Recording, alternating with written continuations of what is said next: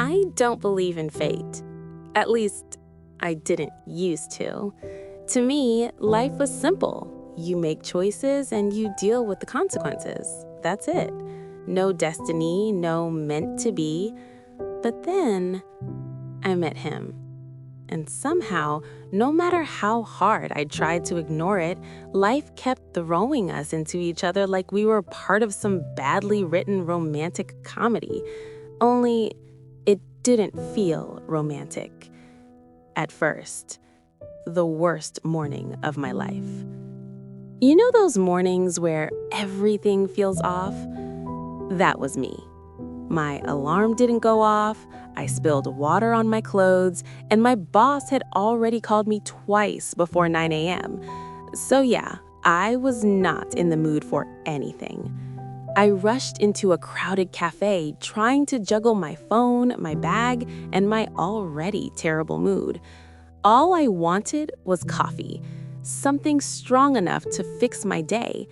And then, crash. Hot liquid burned my hand, my cup slipped, papers fell everywhere, and before I even processed what happened, the words were already out. "Are you serious?" I looked up and saw him. Tall, sharp features, calm, way too calm. "I didn't see you," he said, just like that. No panic, no real apology. I blinked at him. Well, obviously. He crouched down, picking up my papers like he was doing me a favor. "Maybe don't stand in the middle," he added. I stared at him in disbelief. "Maybe don't walk like you own the place," I snapped, grabbing my papers back. For a second, we just looked at each other, and I don't know what it was, but something about him annoyed me instantly. Maybe it was his tone. Maybe it was how unaffected he looked. Or maybe it was just him. "Unbelievable," I muttered. "Agreed," he replied. And just like that, he walked away. No second glance, no apology, nothing. And I stood there covered in coffee thinking, who even acts like that? The rain that made it worse. I forgot about him, or at least I tried to, until 2 weeks later. It was raining like crazy that evening, the kind of rain where the sky looks angry, where everything feels heavier than usual. I was running toward the subway, already drenched, already annoyed, and then, crash. I didn't even need to look. "No way," I whispered, but I did look, and of course, it was him. "You've got to be kidding me," he said. I laughed in disbelief. "Oh, now it's funny? This is the second time." "Yeah, and both times you weren't looking." We stood there in the pouring rain, arguing like two complete strangers who somehow had a personal grudge. "You're impossible," I said, "and you're dramatic. Wow, original. You started it." "I did not." "Pretty sure you did. Pretty sure you're blind." For a second, there was silence. Rain falling around us, people rushing past us, and yet, neither of us moved. Then I shook my head.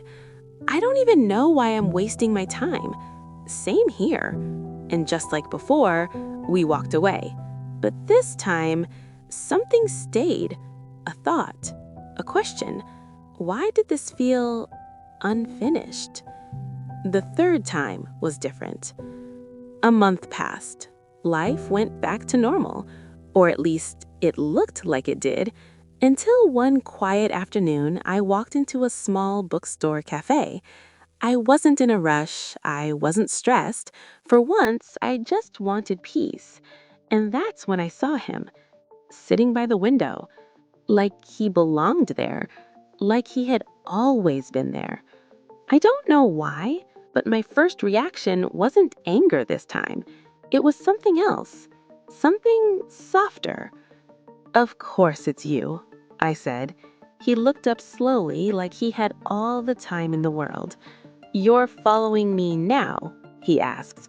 I rolled my eyes. Trust me, I wouldn't. I should have walked away. I know I should have, but instead, I sat down, right across from him. Even now, I don't fully understand why.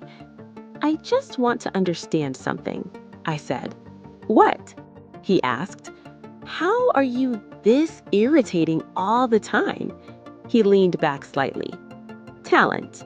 And before I could stop myself, I laughed. A real laugh. And for a moment, everything shifted.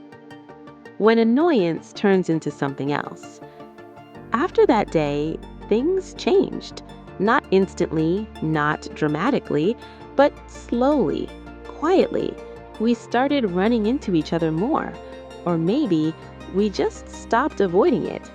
At first, it was the same. Arguments, sarcasm, teasing. But now, there was comfort in it. Familiarity. Like we were playing roles we both understood.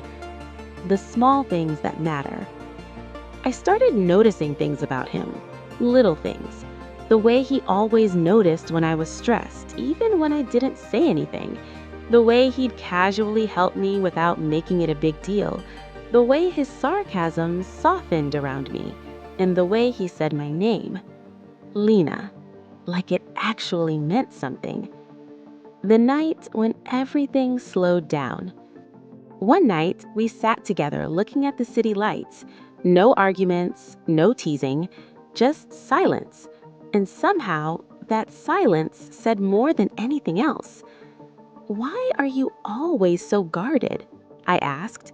He didn't answer immediately. Because people complicate things, he said finally. I looked at him. Or maybe they make things worth it. For once, he didn't argue. The fight that changed everything. I should have known it wouldn't stay simple. It never does. You always push people away, I said. And you always push too hard, he snapped. I'm trying to understand you. I didn't ask you to. That was the moment something broke. Not loudly, not dramatically, just quietly. Maybe I shouldn't have tried, I said. And then I walked away. Missing him was the worst part. I thought I'd feel better. I didn't. Days passed. No him, no arguments, no accidental meetings. And somehow that was worse because now I realized something I hadn't admitted before. I didn't just like arguing with him. I liked him. The last time we crashed into each other. A week later, a crowded street fair. Music, lights, noise, and in the middle of all that chaos, I saw him. And suddenly, everything else disappeared. Oh, I said. Yeah, he replied. Same words, different meaning.